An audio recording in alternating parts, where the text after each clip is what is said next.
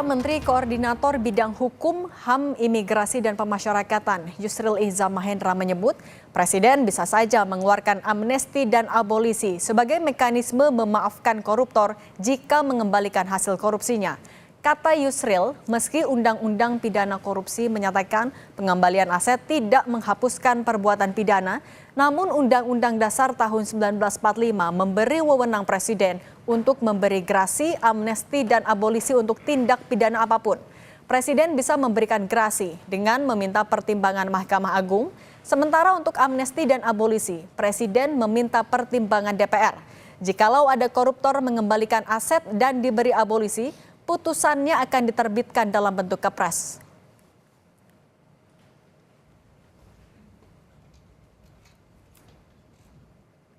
Jadi kalau misalnya Pak Prabowo mengeluarkan amnesti dan abolisi terhadap orang yang masih dalam proses hukum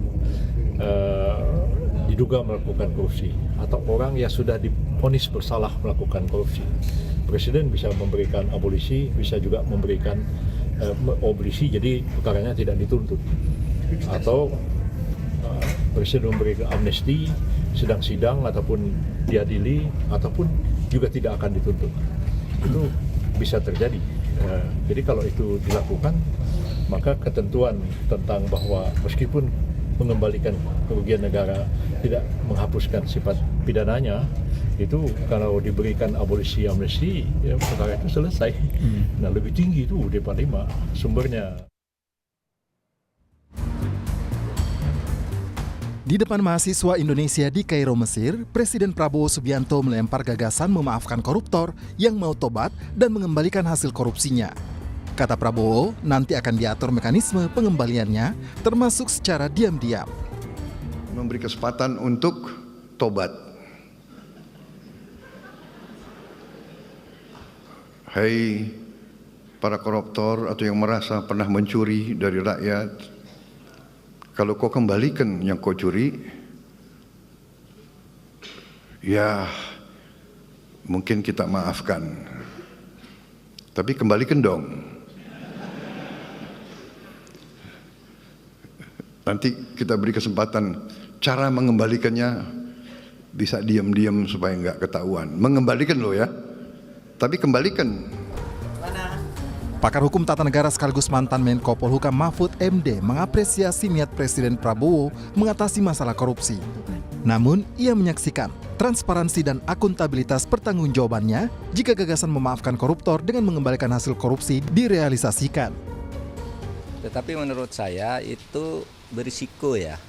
Kalau misalnya memaafkan korupsi, lalu apalagi dengan diam-diam, lalu asas pemerintahannya yang dua saja menyangkut akuntabilitas. Pertanggungjawabannya gimana? Siapa yang melapor dan korupsi apa dan apa jumlahnya benar?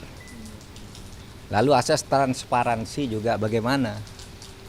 Nah, belum lagi bertentangan dengan undang-undang misalnya. Kalau bertentangan dengan undang-undang sih ya gampang dibuat undang-undang baru kan gitu kan. Tetapi itu tadi transparansi dan akuntabilitasnya tidak bisa dijamin.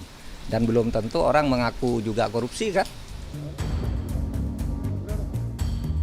Komisi Pemberantasan Korupsi juga bereaksi. Ketua KPK yang baru, Setio Budianto, yakin jika gagasan Presiden jadi, tidak akan diberlakukan untuk semua perkara. Menurut Setio, Presiden punya komitmen kuat memberantas korupsi. Tetapi selalu yang dibicarakan itu kalau mau mengutip peristilahan Pak Prabowo sendiri, lebih banyak omon-omonnya daripada bagaimana mengimplementasikan gagasan.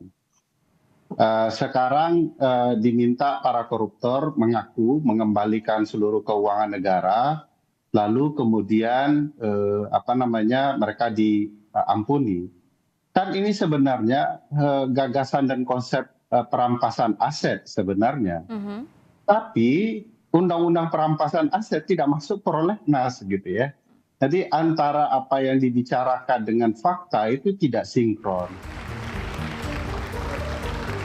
Merespons wacana memaafkan koruptor jika mau mengembalikan hasil curian, sejumlah kalangan menilai sebaiknya Presiden Prabowo fokus mempercepat RUU perampasan aset yang tidak masuk prolegnas DPR.